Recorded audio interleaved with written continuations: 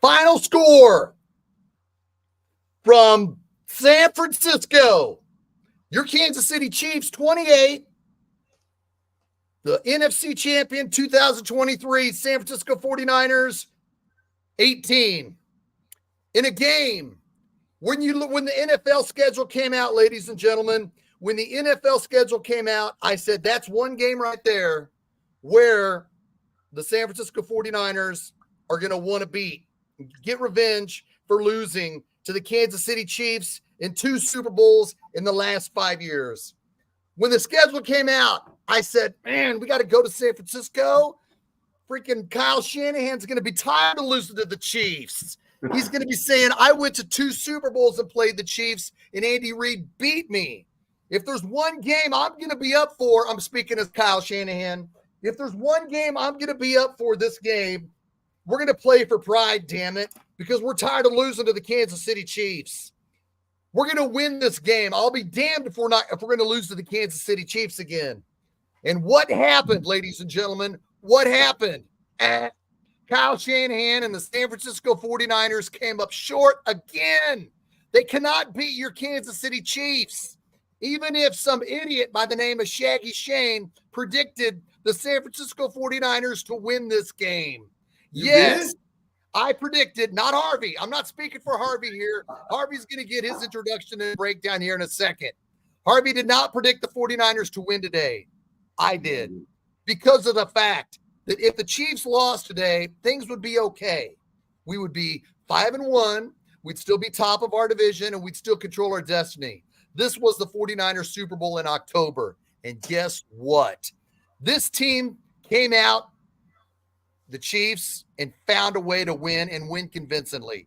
Ladies and gentlemen, boys and girls, Kansas City Chiefs, freaks worldwide of all ages, welcome once again to War Chant Wrap-Up. My guest is your Kansas City Chiefs #1 draft pick in 1991, 21 overall pick in that draft, number 44 in your programs, number 22 in your hearts, Harvey Williams. Harvey, how the hell you doing this evening? What's up, Shag? You smoke weed, bro? No, I don't. But thanks for asking. I'm not against it. I'm not against anybody who does. Go ahead. Let me ask you something. What did you see where you thought the 49ers could beat Kansas City? I saw the 49ers jump out to a 20-0 lead on a short week 10 days ago at Seattle. And I thought, wow, they're going to start to find themselves here. The 49ers are going to start to find. That's your evidence? Go ahead. That's your evidence? No, they proved, and I know you're going to say, well, they haven't beat Andy Reid. Why did you predict them to do it now? Because this was the perfect time. Take off the Homer glasses and everything Chiefs related. If the San Francisco 49ers were ever going to beat the Chiefs, today would have been the day. They're not going to do it in February. Everybody knows that. Today was the day Kyle Shanahan was going to beat the Kansas City Chiefs. And guess what? The Chiefs have the best defense in the National Football League. Said there's no way in hell the 49ers are going to beat the Kansas City Chiefs. I love being wrong today. I love eating crow today. Juju Smith-Schuster had a hamstring issue coming into the game. He played one series and he was out. So the Chiefs had no Hollywood Brown, no Rashee Rice, no Juju Smith-Schuster. They continue to throw Sky Moore out there, who is probably the worst wide receiver in National Football League history, who's just skating with the Chiefs, running in motion. He's caught 0 passes this year. When it was time for Sky Moore to catch a pass today, we thought, wow, Sky Moore caught his first pass for 9 yards. After further review, he dropped it. But no, to answer your question, Harvey, I am not high. If you're high, that's fine. I have nothing against people. This is my This is what I would say to you. Why this is why the 49ers will never beat Kansas City, because of the quarterback position.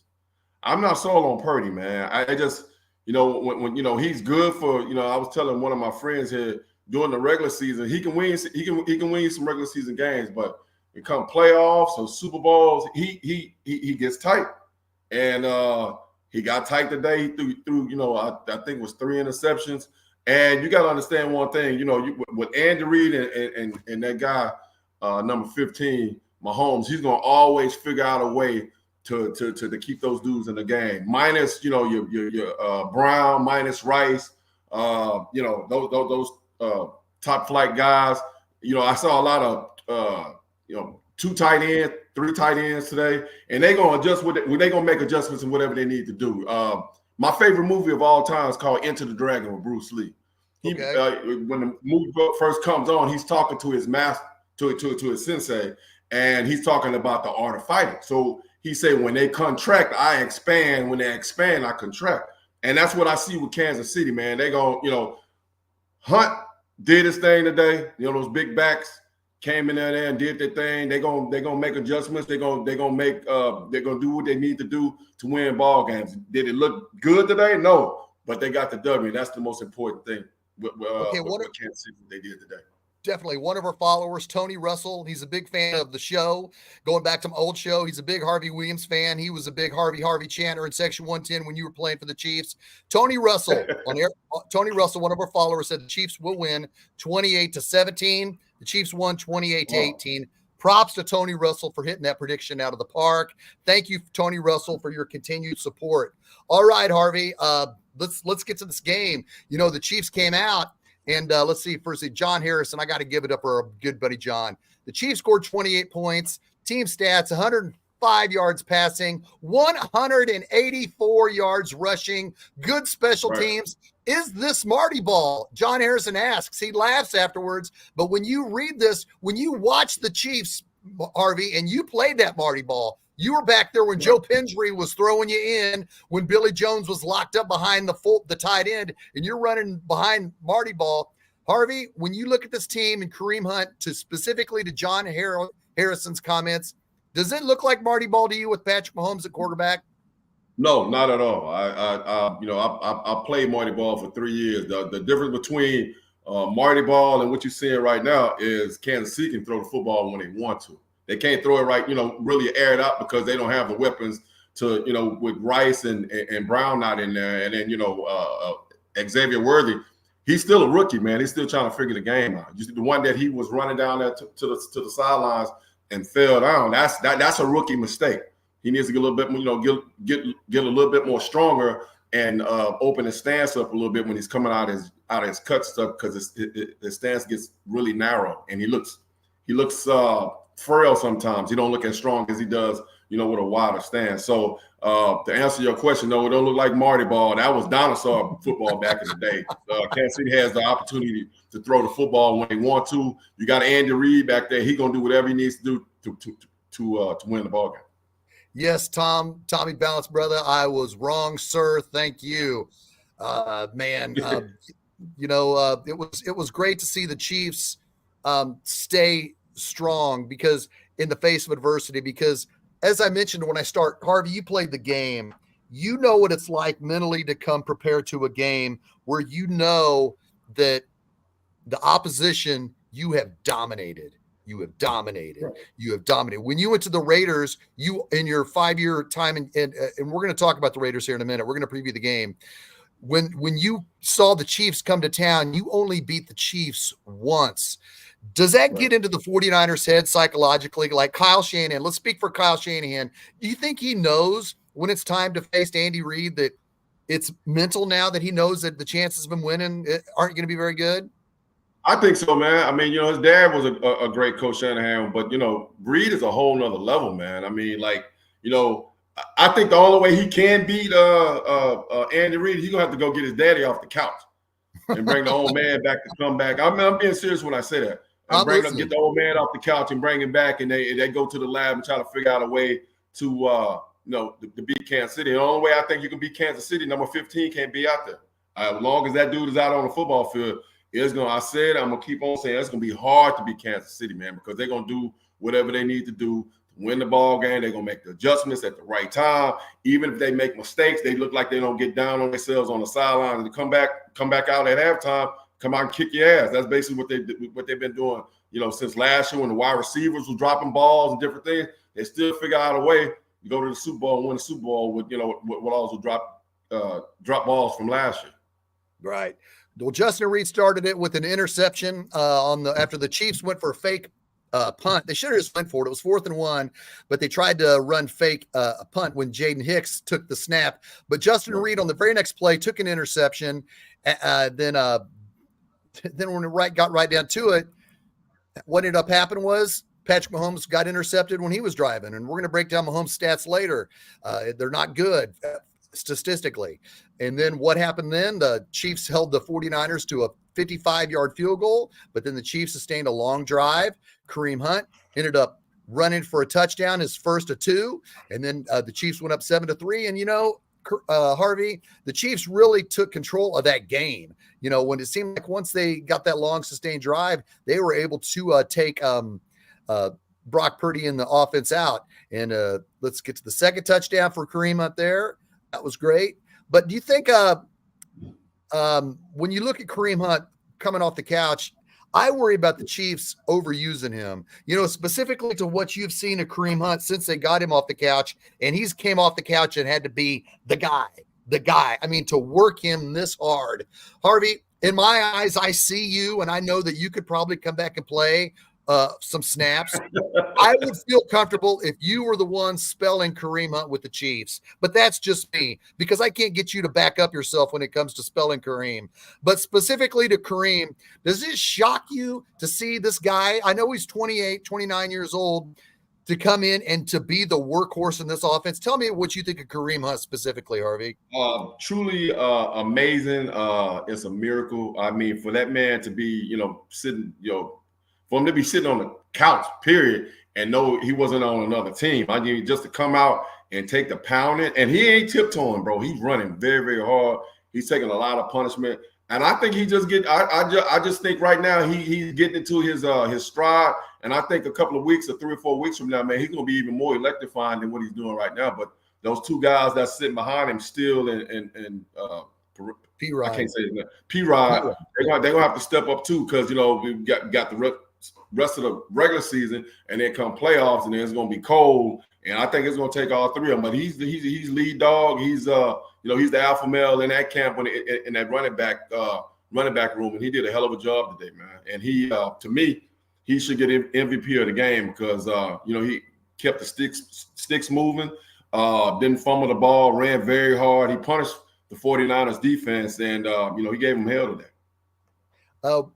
If you had to think about the trade, Mark Murray has a idea up here. Which wide receivers, Chiefs, do they bring in now to help? Harvey, we talked about this last week or 2 weeks ago before the bye, and you brought up, you said, Shaggy, if we were on a private conversation with Tyreek Hill, he would tell us secretly between us 3 that he wants to come back to the Chiefs.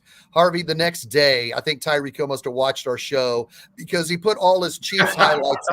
He put all his Chiefs highlights together, and at 1 a.m. in Miami, he put a Snapchat together, a video of all his highlights with the Chiefs. Wow. Lance Twidwell of the Spoken has went out and said it's not far-fetched for the Chiefs to make a trade for him due to the specifics of Tyreek Hill's contract. If you take yourself out of the Chiefs and out of the Dolphins' realm, it is financially possible for the Chiefs to trade for Tyreek Hill. But if you're involved with the Chiefs and you're involved with the Dolphins, it looks like, the Dolphins will want too much. The Chiefs won 2 Super Bowls without him. Harvey, from Houston, Texas, when you see that the Chiefs financially could possibly make a trade, considering how Tyreek Hill's contract works now, and they're continuing to lose, they expect Tua back in 2 weeks, but the whole world wonders about his mental capacity going forward. When you look specifically, and Mark, we're going to ask this question first about Tyreek Hill. Do you think the trade for Tyreek Hill is more likely, or do you think that's too good to be true? What do you think, bro? If what you're saying is correct, if I'm the general manager, if I could pull the trigger on that to get that cat to come back to Kansas City, how that would take Kansas City to a whole nother level. with the way they winning right now and go back like it was when he was here, that would be terrifying. I wouldn't even want to play against him with him coming back to Kansas City. Then you got X-Man over there on the side. Then that's gonna open it up for Kelsey, and that's a whole nother level. But to answer your question, man, if that's true and they got the cap space to bring him in and make it work and make it fit, hey, that's exactly, I'd be all in to bring him back. You see what the Jets did, and I thought that out of one thing I thought would never happen. I thought Devontae would. I thought they would strangle him in Vegas and make him stay in Vegas and be pissed off for the next 2 or 3 years. Right. Really If you're a GM for Miami and you gave up a first, a second, and the Chiefs use these picks to build their defense, which is the best in right now. When it comes to the Chiefs, Chiefs are the best in football. There's just no ifs, ands, or about it. The Chiefs proved it today that they got the best defense. If you're the GM and man, the Chiefs got one of the best corners in football in Trent McDuffie in return for my trade for Tyreek Hill, aren't you going to want more than just a first-round draft pick in return for Tyreek? I mean, that's why I think it's going to be tough for Miami to just say, yeah, we're not doing good. We're going to trade you Tyreek Hill. Doesn't that make you want 2 first-round draft picks? I mean, you're going to have to want to give up a lot because of what you gave up. You gave up a haul for to get Tyreek Hill. Aren't you going to want that same thing in return? Let me ask you, how old is Tyreek? Tyreek Hill turned 30 March 1st. He's 30. I can't. I mean, I wouldn't give up 2 first rounds for him. I'd give up a second and a third for him. I wouldn't give up 2 first rounds, because I think if you do that, I mean, if he was 21, 22 and putting up the numbers that he was putting up back then at because 30 in the National Football League is an old ass man, Shaggy. I mean, you're old. I mean, at running back, you're old at 28. So I mean, he's still stretching the field. He still can get it done. I just think by if we're talking about hardware and championships, if I'm the general manager and if I'm the owner of the Kansas City Chiefs, I'll be trying to make that happen like right now. Okay, I'm going to double check just to make sure I'm right. When Tyreek Hill is 30. He turned 30 on March 1st, just like I said. I just wanted to double check in case somebody can't. Oh, he's only 29. So we got that right. Okay, let's get to these stats for your Kansas City Chiefs. Let's get to them, baby. Let's break it down with what we saw today. All right, Patrick Mahomes was 16 of 27, no touchdowns and 2 interceptions. We're going to get to him in a minute. Kareem was 22 of 78, hard rushing for 2 touchdowns. Mahomes run, my God. If Mahomes keeps putting more highlight videos of what he does with his feet, we're going to have to say, Lamar, who? Come on. And right. Of course, McCole Hardman had 2 rushes, had 2 catches for 38 yards.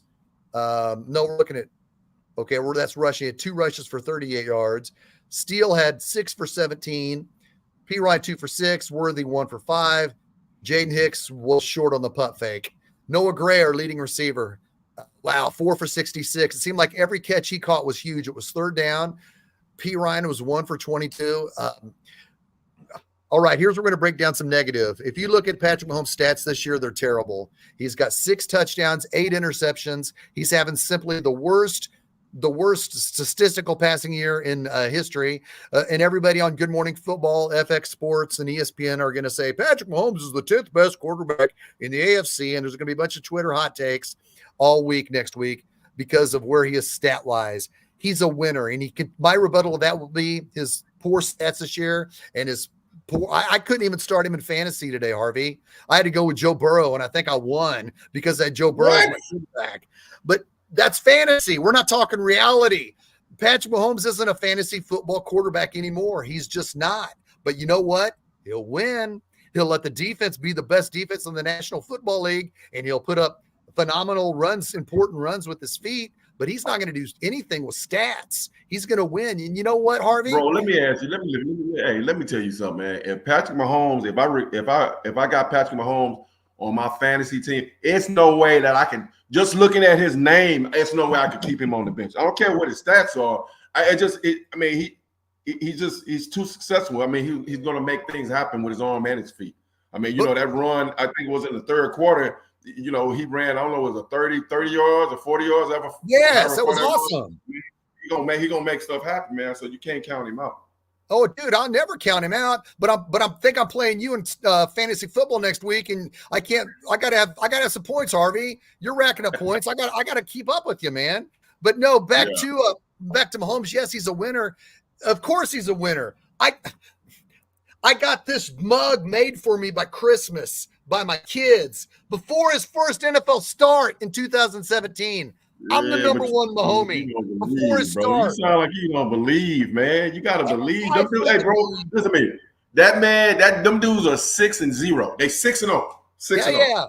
6-0. I mean, he's not gonna put up stats, Shaggy, because of his weapons, man.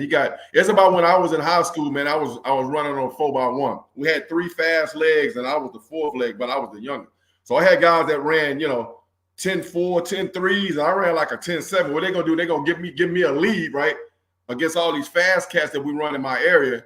And then we got 1 or 2 guys that go down. And next thing you know, we go from the number 1 4x1 team in the state to number 5 or 6 because we had 2 guys that get hurt. That's the same thing what Mahomes is dealing with. But he's going to create.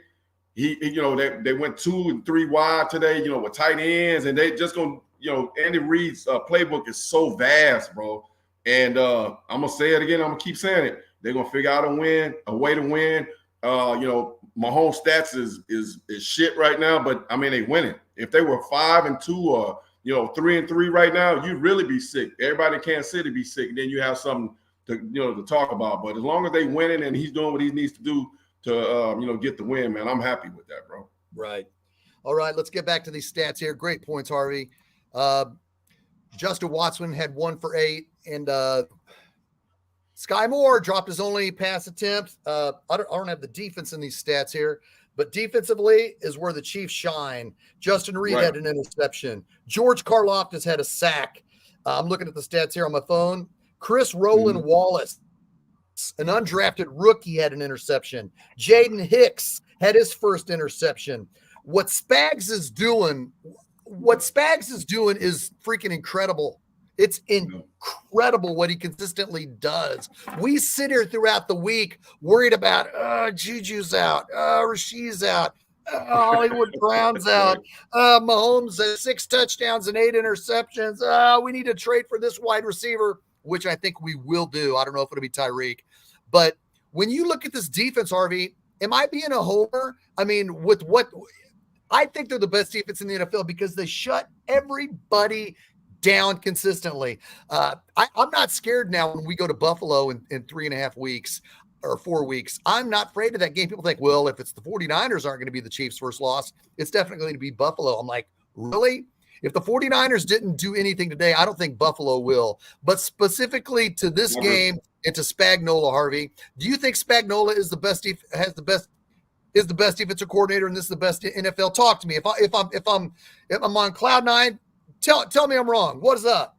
No, you're not on cloud 9. And when I was a kid, they used to talk about defenses win championships, and I was like, yeah, get out of here with all that. That's not real. But what you're seeing right now with Spags, man, with his blitz packages, and he's not scared to send that heat after your ass either. He gonna make the quarterbacks get off their mark. He's coming after the front that they have, all the combinations, the back end. With the secondary, they're doing different things. And what a lot of people don't give Kansas City a lot of credit for is their cornerback play is really, really – they got some nice corners, man. They back there, they suddenly get beat. And, the front end matches the back end, and the back end matches the front end. And as long as you got that dude confusing quarterbacks and sending heat after, man, it's going to be – I'm going to say it again. I'm going to say the same thing. It's going to be hard to beat Kansas City. And I don't see anybody right now in the AFC – that can match him right now. I don't think Buffalo can. Miami, no. Who else? I don't see anybody in the NFC that can play with him. Probably Baltimore could probably give him a good run, but I don't think Baltimore will fall short because they will put so much heat and so much stress on Lamar, and he'll make a mistake. Right. Okay, John Harrison, back to the Tyreek Hill said, I said on the Spoken podcast with Lance Twidwell, I don't think they'd have to give 2 first rounds for Tyreek Hill. But I'd trade 2 number 1s right now. I would trade 2 number 1s right now for Hill. They're going to be 30 and 32nd spots in the draft. The entire league would say, oh, shit, if they traded for Hill. Yes. I think that's the only way to go, because if you trade for a receiver now like DeAndre Hopkins, the Bills lost today, and if the Chiefs traded for DeAndre Hopkins, you know what? It would be an upgrade considering where the Chiefs are, but he has to learn the offense. He has to learn Mahomes' tendencies. So again, I think if it's going to happen, they'll trade for Tyreek Hill or pick up Byron Pringle, a free agent that played for the Chiefs, who's a unrestricted free agent right now. So I think we're going to have to wait and see what happens. Like I said, the trade deadline's November 5th. We still got 2 weeks till that happens. So the Chiefs go ahead. I'm gonna say this, Shay. I don't understand why they're not trying to get X-Man a lot more involved in what they're doing, and Hartman a whole lot more, man. I would think with with all the injuries that we have, that they would have 4 or 5 special plays for each of those guys, those kids a piece, and try to get them get them in the game and get the ball to him. Hartman, he had some good players today, but X-Man I think was a 1 catch for I don't know how many yards. Did he have 1 or 2 catches? Or I don't even think he had that many. I think it was just 1 catch. Worthy had 1 for 5. Yeah, he ran that sweep, which hurt his knee. I felt like if he would have stayed outside and followed his blockers, he might have scored a touchdown, but he cut back and got nailed. The Chiefs ended up scoring on that drive, but with a Kareem Hunt touchdown. But I feel like he's so small. He's 160 soaking wet. So I think they're worried. My prediction, I think they're worried about his durability. I would understand that because of his size, but man, you hope that he's going to have to save us now because of where we are. We are in a dire situation. I was telling my son today, man. I was telling my son today, man, like, he has the fastest 40 in history. And to me, if, I played with cats that were 4.25, 4.26, not 4.21s, and they got a whole lot more separation than what he's doing. I don't see a lot of separation, when he's running deep routes. I thought he would probably, put 3 or 4 yards on somebody, especially when he's going deep. Them guys are right there with him. So I don't know if it's inexperience that, that what's happening to him, but we need to get him a whole lot more involved. And in case we can't get anybody or trade for somebody, then that's what we got. That's what we got to work with. Right. Jesse Elliott says Pringle would be an interesting trade. Well, they wouldn't even have to trade for him. All they could do is pick him up. Specifically to your point about Xavier Worthy not creating separation, my wife looked at him when Patrick Mahomes overthrew him on the first play of the second half, and she said he wasn't running that fast. I said, exactly. Honey, it's just perception. Harvey, I've watched all your highlights. The way you run tall, and you had that 64-yard run against the Chargers. And Eric Dickerson, he didn't look fast, but there he goes down the freaking field. I think it's hard to tell exactly if somebody's running fast. Would you think that's a fair assessment of you? No, he's fast, Shaggy. I'm just talking about the separation. You would think he'd have a whole lot more separation in his cuts, out of his cuts, that he could accelerate. Because he got I'm going to say it again, has the fastest 40 in history. So when he's coming out of his cuts, he can accelerate, 99% of the time accelerate faster than anybody that's trying to hold him in, short yardage or when he goes deep. I just think that he would have a whole lot more separation when doing that. And your wife is absolutely right. The one that Mahomes overthrew him, he came on, he would look like he was jogging. He wasn't in 4th or 5th gear, man. He looked like he was in about 3rd or 4th. And he wasn't running. So she was absolutely correct on that one. Right. Would you like Deontay Johnson in a trade? Tony Russell asks. Again, I like him. I know a follower of ours, Ron Tepper, is concerned about the background that he had and his fallout with Pittsburgh. But, any receiver that's not currently in this offense or been in this offense, I myself am concerned with. What do you think about this possibility, Harvey? When you think of Deontay, I never really watched talking about the Johnson. Yeah, Deontay Johnson from Carolina, former Steeler. I've never really watched his game, man. If we're gonna trade for somebody, man, it's gonna be for Tyreek Hill, or I can't believe that we didn't try to go get Coop from Cleveland. Man, I know. Golly, he caught a touchdown today. Amari Cooper caught a touchdown today, and he's only been with the team 2 or 3 days. Yeah, he's already caught a touchdown. Crazy. And because like you said 2 weeks ago, Amari Cooper's the only weapon the Browns have, and here he is traded to Buffalo 3 days later. He caught a touchdown pass today. So yes, he is one. He is one that came in and learned Josh Allen's Buffalo Bills offense. So that is definitely a concern. Yeah. All right. That's the breakdown of this game. Now it's time to preview Kansas City Chiefs next Sunday at the Las Vegas Raiders. Harvey, let's get right to it. Well, I'm going to try to keep this as brief as I can because everybody's euphoric about the 49ers. You were a number 1 draft pick of the Kansas City Chiefs by Marty Schottenheimer. He saw you at the East-West Shrine game. What game was it he saw you in college? Senior Bowl. Senior Bowl. Harvey Williams, he saw you. And when you were drafted in the first round, you came in and Monday Night Football, you had 2 great games in October as a rookie. You came in and you played here, and then you became the starting running back eventually. In my opinion, you had 2.5 really good years with the Chiefs. Were you the guy all around did you get a fair shot? In my opinion, no. You became the starter, and then, you were knocked out on Halloween in 1993 as a starter. You came back 5 weeks later and you were only as a kick returner against Denver, and then you were inactive the rest of the AFC Championship season. I was the only one really saying, hey man, this is kind of screwed up. It was foreign territory at that time in 1993, in my opinion, because we were winning. But I was like, man, we'd be even better if we put Harvey Williams back on the field. It didn't work out, and I questioned it. You ended up going to the Raiders and proving that you were a number 1 draft pick. You rushed for 980 yards in 94. Then you rushed for 1,200 yards in 95. In my opinion, if you would have stayed with the Chiefs and were used properly in 1993, we would have went to the Super Bowl in 1993 because you were that talented of a guy. You were that talented of a back, and you took your talents to the Raiders and they got it. We missed that in Kansas City because in 1994, Marty Schottenheimer was just as adamant again. I want Greg Hill. There's film of him before the 1994 draft. And Carl Peterson said 5 minutes he said, we're drafting in 5 minutes. Who you want, Marty? He said, I want Greg Hill. Then 1 minute before the draft, they go back to Marty Schottenheimer. Carl Peterson says, who do you want, Marty? Marty says, I want Greg Hill. Well, by God, he came here and he played for 4 years and never supplanted Marcus Allen.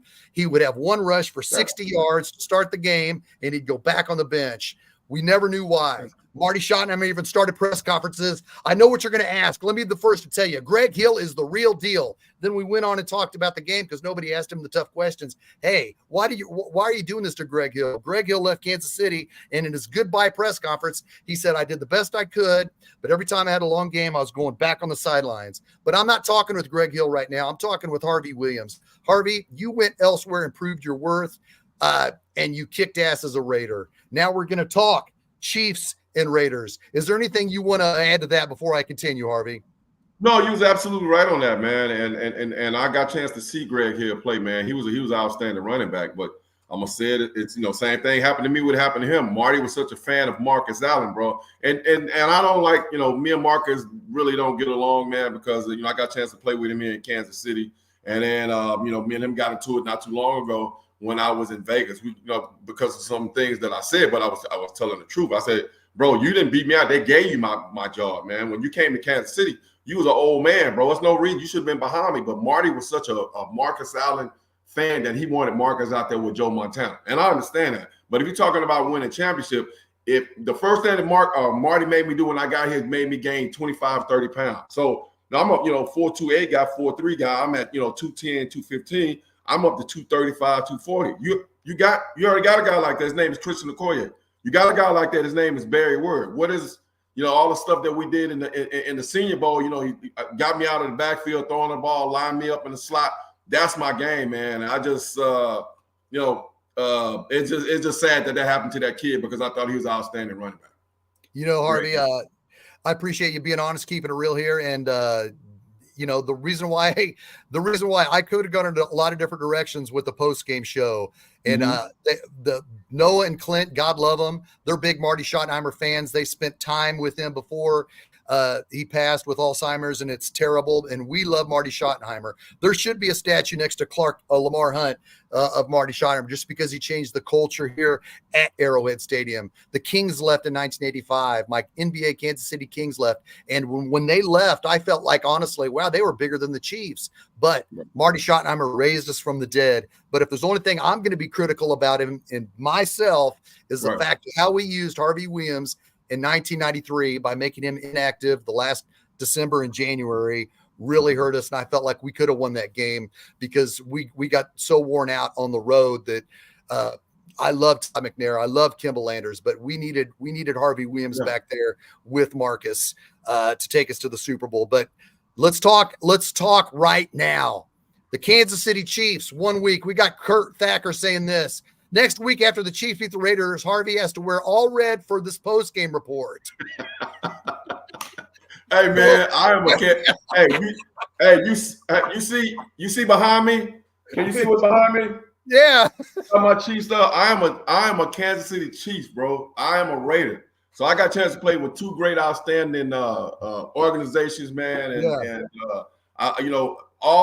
that I have, I owe it to Lamar Hunt and Al Davis.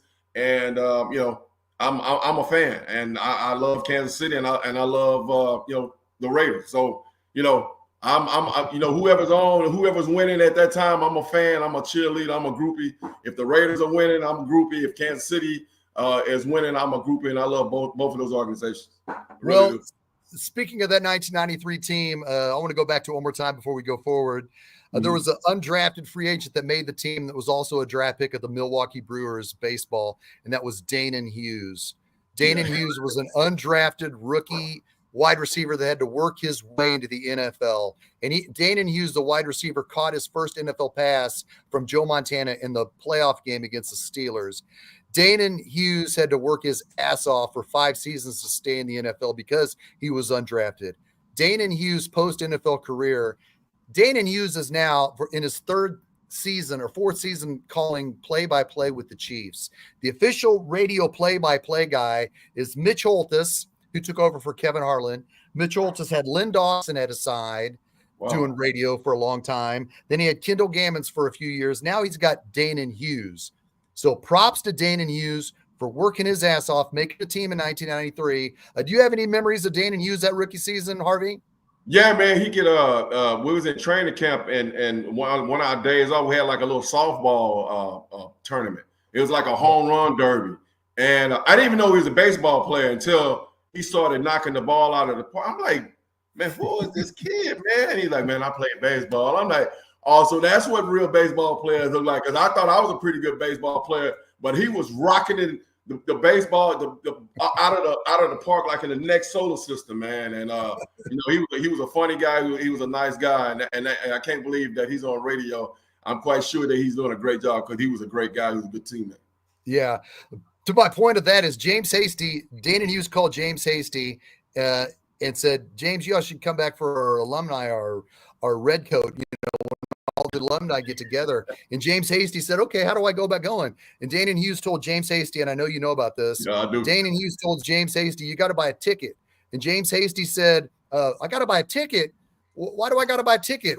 This is alumni. So for me to come back, I got to buy a ticket. He told us that on Starcade. He told Noah and Clint. And the reason why I'm bringing this together is because of the fact that the Raiders to this day continue to take care of you and your wife. Yes. When you see how the Chiefs have treated their alumni, it's got to be better than that, because the Raiders fly Harvey Williams and his wife from their home in Houston to Vegas to spend time with the Raiders.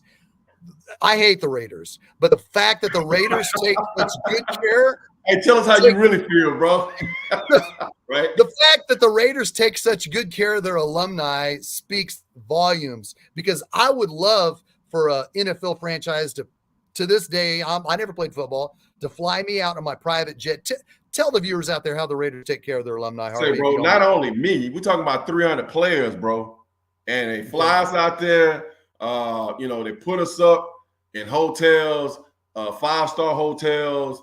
The food is immaculate. We don't pay for anything, and it's check. It's like that every year, man. And his dad. A lot of people don't understand. A lot of people think Al Davis was a bad guy. Al Davis took care of a lot of cats, man. He took care of a lot of guys, and it's a book that's out there somewhere. And he had a list of his favorite players, and I'm on that list. I'm one of them. But Mark Davis is doing a great job when it comes to the alumni and taking care of the cats. And if you got something wrong with you medically, he's going to pay for it. And I don't know any other organization that's doing that, but we do that every year. We get together, they fly us out for preseason, go to the games, we sit in the suites and different things like that. And I heard that story about Hastings, man. I was like, wow. I did not know that, that they were doing that. But, when it comes to the Raiders, man, once a Raider, always a Raider. That really means something. Yeah, there's not to talk about the concussion protocol or the conspiracy theories. I hate breaking this up, but it's something that we talked to with concussion. I'll keep this brief. Larry Johnson, a former Chiefs running back, he was a workhorse too. He went on. He also works for Alex Jones Conspiracy, and he made a video a couple years ago. It was him saying it. It's plain as day. You could find it on YouTube. Larry Johnson said, Clark Hunt invited me to come sit in the suites with him and his alumni, but Larry Johnson was afraid that Clark Hunt was only calling him to a suite because he wasn't going to get to go to the suite. He was going to get assassinated. He thought Clark Hunt was going to have him killed. So obviously that's crazy talk. Harvey, my question to you is, if Clark Hunt asked you to come sit in a suite, you wouldn't be looking at him. You wouldn't have any hesitation about sitting in Clark Hunt's suite, would you? I'll be right there with him, eating caviar and drinking my you see me right now when I'm doing that? We'll be toasting and I'll be in that RoboCop, bro. Like what? Yeah. But mental illness is real, man, and he's not the only guy that I played with that's like that. That concussion thing is real, man. And I got cats that I played with, Shaggy, that when they talk, they slobber and in bad shape, man. But I can tell you what, all the guys that's messed up that's playing for the Raiders, bro. Mark Davis takes care of. Really in this day of looking at these players having everything that they had to endure and to go through, it's sad to see them go through that. There have been more players recently that have turned out at an alumni games. Last year, JJ Burton, a damn good friend of mine. It's somebody I'd love to have on my show once the schedule allows it. We're going to have him on here. It was his first time returning. It was JJ Burton's first time returning last year to the alum, and he really enjoyed the experience. And if something happens next year, when you can come to the alumni game, if Danon Hughes reaches out to you or Clark Hunt asks you to sit in a suite, I hope that you do come to Kansas City for the. Is there any chance that you would come to the alumni game, Harvey, if you got a proper invitation? Yes, sir. I'll come back. Man, I got kids that still live in Kansas City, man. I don't have anything wrong about the fans in the city. Me and Marty just had a problem because of what happened with my career, bro. Because just like Greg, Hill, man, everybody has dreams and wants. I mean, to me, if given the true opportunity, I felt like I was good enough to be in Canton, man. I was never given a true opportunity. I never got a true opportunity to show the people of Kansas City what I was capable of doing. If I'd have ran in the 980 yards that I gained when I got to the Raiders, I wouldn't even start at the time. I wouldn't even start. So imagine that that's 1,000. That's another story I tell you. I was if I'd have got 1,000 yards, I finished it with 983. If I get 1,000 yards, that's $1.2 million, 1.2. So that's another story I can tell you about, further down the line, and that's the reason why I didn't get 1,000 yards. But hey, man, I'm blessed, and God is good. He really is. Yeah. All right. I appreciate that, buddy. I appreciate that. Kevin Capel says, Shaggy Shane, your prediction was incorrect. Kevin, you're right. I appreciate you. Thank goodness. Hell yeah. 6-0. All right. Harvey, the Raiders today lost 20-15 to the Rams. O'Connell was hurt, and they put back in Gardner Minshew, who threw 3 interceptions. What can you tell Chiefs Kingdom the state of the current Las Vegas Raiders? Not really good right now, man. But a bunch of things are going on over there. I thought we should have went out and got a quarterback to help our franchise out. Flacco was out there. I think I'd have took Flacco while I took Minshew, and I think the guy's name O'Connor. But you got a lot of weird stuff that's going on over there, and hopefully they can figure it out. Along with Devontae, leaving and going to the Jets, and get to see him play tonight too. So. They got a lot of things that's going on over there right now. Right. John Harrison's, I'm older than you, Shag. I hate the Raiders more. John, I love you, buddy. Yes, we all hate the Raiders. That was and when you came back, okay. My oldest daughter was 2 weeks old when you came back November of 1994, and you came back as a Raider, man. Mhm. And I had a bunch of people around me saying, "Oh boy, here comes Harvey." I said, "You watch, he's going to play." And you had a freaking great game. You had 14, 13, I think you had 16 carries for 94 yards. You caught a 98-yard pass, and you played your ass off. And you had a great game. Even Mike Patrick on ESPN said, "Man, Harvey Williams backed up everything he said," because on ESPN, you said, "Hey, I don't know why Marty didn't play me, blah, blah, blah." They did a brief interview with you. Yeah, But on Jim Rome, earlier in the week, you were on Jim Rome, and you and Neil Smith started slamming each other. I mean, you were saying, what did Jim Rome ask you that got you going, that made all the heat between you and Neil Smith? Me and Neil were really, really good friends along with Derek, man. And I just, I think somebody told me that Neil said I was soft or something like that. And I'm like, what? And that's when I started doing with the whole baseball swing when I scored. That was for Neil, man. That was for Neil. That was for Neil. And I just wanted to know them. I wasn't no chump. I wasn't no punk. And I could actually play. I didn't get a chance to play. I didn't get a chance to show those guys what I was capable of doing. Because I played against both of them guys. I played against Neil when he's at Nebraska, and I played against Derek when he was at Alabama. So them cats know how I could get down and how I could play football. And I just wanted to let my big brothers know that I wasn't soft and I wasn't no punk. So that's what that was about. Yeah, and I talked to Neil a couple weeks ago. We hope to get him on here for the playoffs, and he talks highly of you. He said he's heard all about our show, and that's definitely great, Harvey. And after the Chiefs, your first time you came back to Arrowhead, did you like the grass? Did you like the grass replacing the turf, or did you like the turf better? No, I like the turf better, man, because I moved fast. Why is that? Just because it was a faster surface for me, and I was fast, and I just. I could run fast on grass, but it just on turf, man, you moving it at probably, way, I'm not going to say way more faster, but you feel lighter and quicker on turf. I mean, turf is a whole lot dangerous because, if you make a wrong cut and your foot gets stuck, you blowing ligaments and different things like that, or, go jump up in the air and land on your head, it's like falling on concrete. But, I prefer playing on turf. And after that game, there was an article. They got pictures in the Kansas City Star of the Chiefs and Raiders game. And I wish I kept the picture. John Sleezer was, I believe, the photographer for the Kansas City Star. After the game, there's a picture of you and Derek Thomas. Yeah. You got your arms around each other. You're both looking at each other, and you're both smiling at each other like you both just had the time of your life. Yeah. In today's day and age, when we see players take off their jerseys and they sign each other's autographs, I don't like it because I'm old school. And at that time, you and Derek looking so friendly to each other, it was storytelling because Chiefs and Raiders don't share moments like that. Talk about your friendship with Derek Thomas and what that moment was like. Man, me and Derek were really, really close. And, before the game, he said, "Hey, man, I want you to have a great game. Be safe and do your thing like you know how you do." And like I said, when I was in Kansas City, man, I ran with Derek and Neil. So those are my big brothers, man, along with McNair. And, so after the game, he said, "Man, hell of a game, man. And I know you wanted to win." And then, Art Shell was such a great coach. He was a player's coach. After the game, I got a chance to stay in Kansas City that night. I didn't have to come back till Tuesday. So my wife and kids were still in Kansas City. So I got a chance to, hang out with the family and get a chance to see, Derek and Neil that night. We all went out and had a drink and it was just like old times. But, I missed playing in Kansas City because my family was still there, man. But, I was playing for the Raiders and I had a job I, had to do. And, too bad we didn't win. But, I tried to play my heart out. But Derek was a really good friend of mine, man, and I miss Derek till this day. Yeah, Derek Thomas lives his house here in the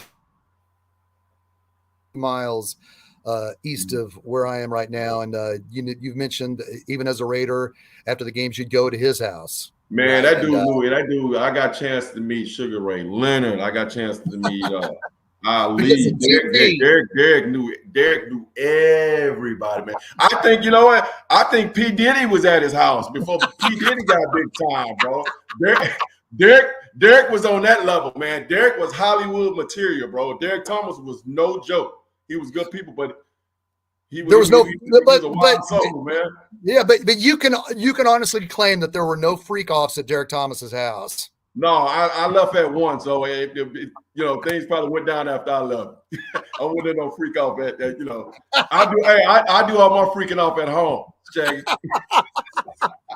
Harvey, I love you, buddy. Man, I can't bro. wait for Chiefs and Raiders next week. Once again, the Kansas City Chiefs beat the San Francisco 49ers 28-18. Oh, we got to get to our Harvey's hip hip hooray. I can't forget about that. My God, we're having so much fun. Let's get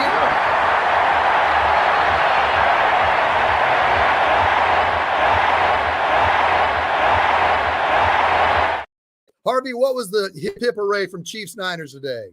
Man, just the win, man, how they did it today. I just, I know you predicted us to lose today because you, like my mother would say, you such a hater. And how could you, Shaggy? How could all that red and gold you got in your house, and you gonna go for the other team, for the 49ers, man? Come on, bro. As long as they got Purdy, they would never be Kansas City, man. 49ers need to change quarterbacks, bro. Purdy can't get it done. Can't get it done. So that's just the win. That's my hip hip hooray. And my hell no is that nothing illegal about it. His head's in front. Bang! Down he goes. Now look at that, the fake punt, bro. That's my hell no. Like, I'm like, they doing it too early. Why would they do it so early? But they were trying to get the win and send a message to the 49ers. I think that's what that was about. Well, it's Chiefs and Raiders. I got to ask you this question, Harvey. Everybody's going to want to know, when you're sitting in the couch at 3:15 next week, who are you cheering for, the Chiefs or the Raiders? Hey, I'm gonna do like the politicians do. I just want a great game. I want an exciting game, and I'm gonna keep my emotions to myself and my choices to myself. I just want it to be a good, great, close game. How about that? That is awesome, ladies and gentlemen. That is my right-hand man when he's not on my left, number 44 in your programs, number 22 in your hearts, the great Harvey Williams. Harvey, until next Sunday when we're breaking down Chiefs and Raiders, I love you, buddy. Go Chiefs. I love you too, bro. Appreciate it. Chiefs.